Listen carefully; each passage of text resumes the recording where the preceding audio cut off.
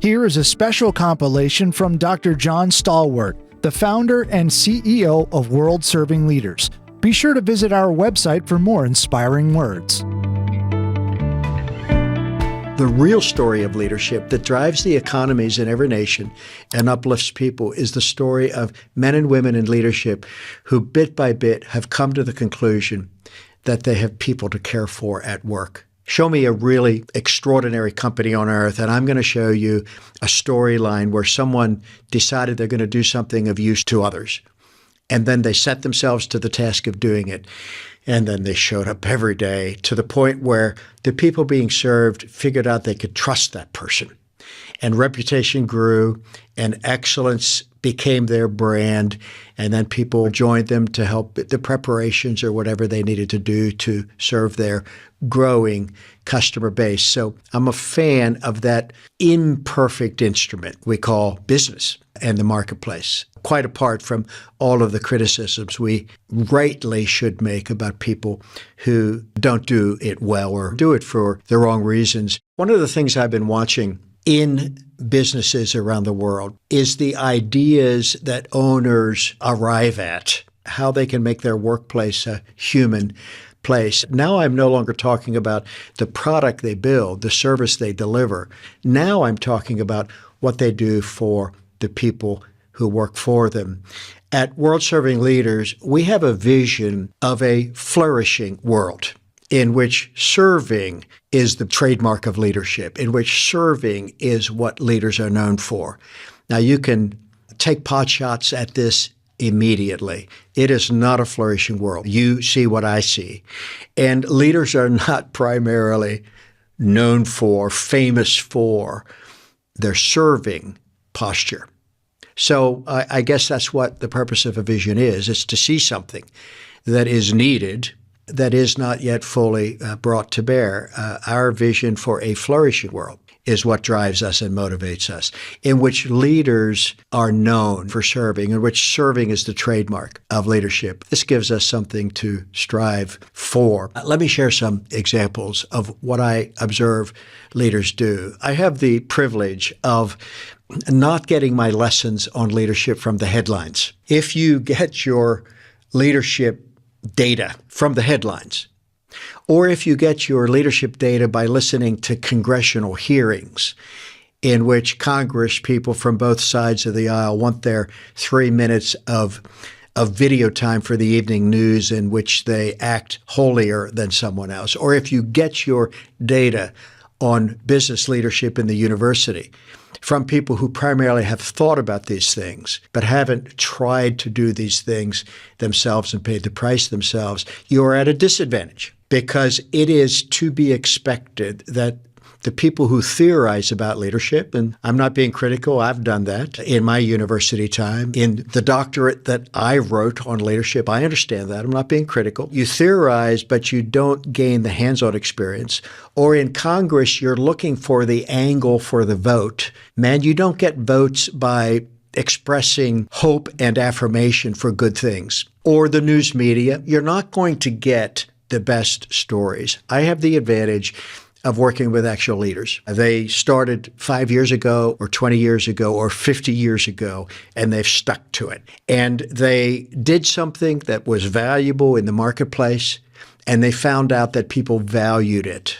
That's a wonderful thing to discover. And then the word spread because, a customer talks to a neighbor, and then they got more business, and then they started hiring people.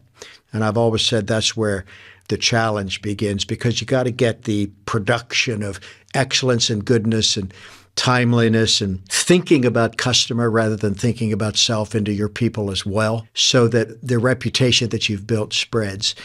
And then realized this thing that I'm doing requires people who feel like human beings at work, and I need to care for them. That's the real leadership story. Not the headline maker. The real story of leadership that drives the economies in every nation and uplifts people is the story of men and women in leadership who bit by bit have come to the conclusion that they have people to care for at work. We spend a third of our lives at work. Work should not be that necessary evil that earns us the paycheck. so that we can have our life. Work should be part of life.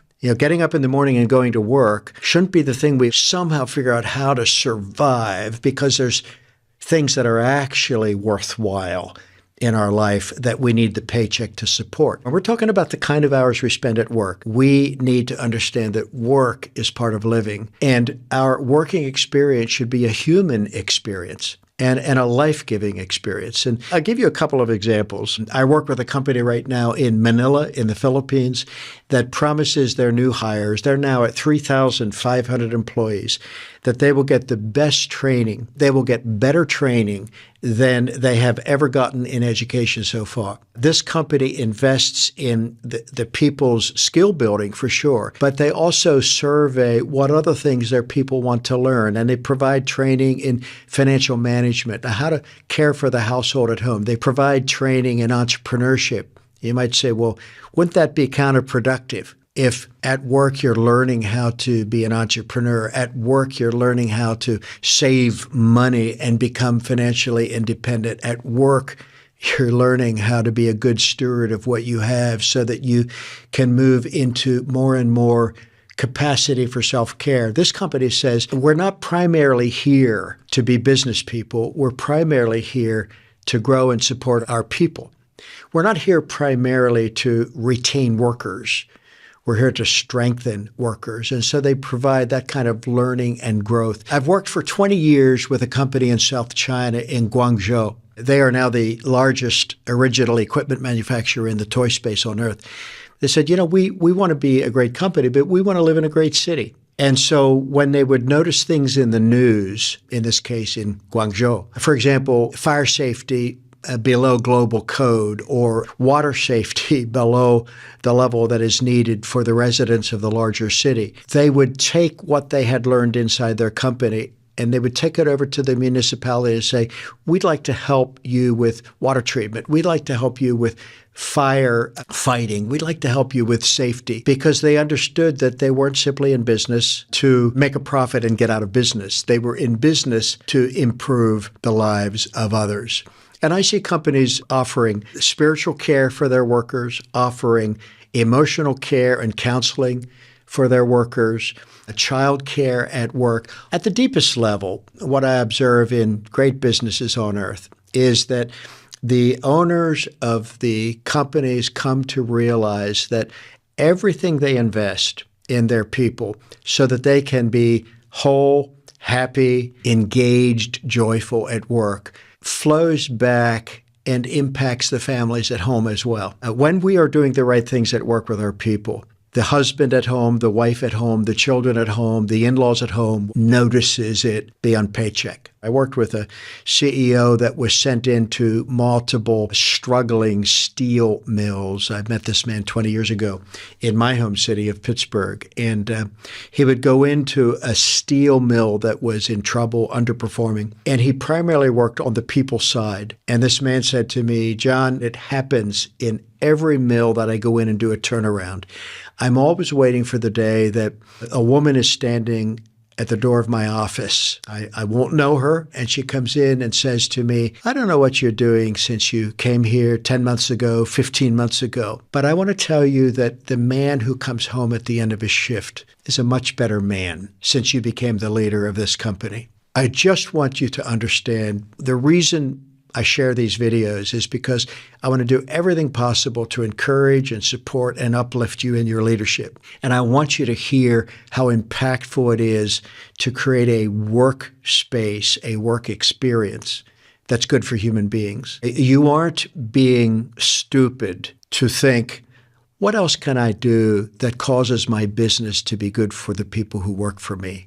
That isn't an unbusiness thought. That isn't an un-marketplace thought. That is a fully aligned thought. We're in business to do good things in the world. It all goes back to where you started. You had an idea of something you could do for someone else. You had a thought about something you could build for someone. Remember the original thought? It wasn't, I want to do something for me. You can do something for yourself all day long. It doesn't create an economy. That's an interesting word, economy. It goes back to the Greek for household. It doesn't create a vitality for a household to serve yourself. You started with the thought, what could I do for others? And that produced an exchange of value, and that exchange of value is true inside your team as well. What you do to build your people, champion your people, is good for the economy of the world, for the household of humankind. And I want to just express my appreciation for all that you have already done. I know that's the case. You wouldn't be listening to something on serving leadership if your heart wasn't tuned to this. I want to encourage you in this. You are mission focused when you uplift your people. For more information about the Center for Serving Leadership, visit our website at centerforservingleadership.com.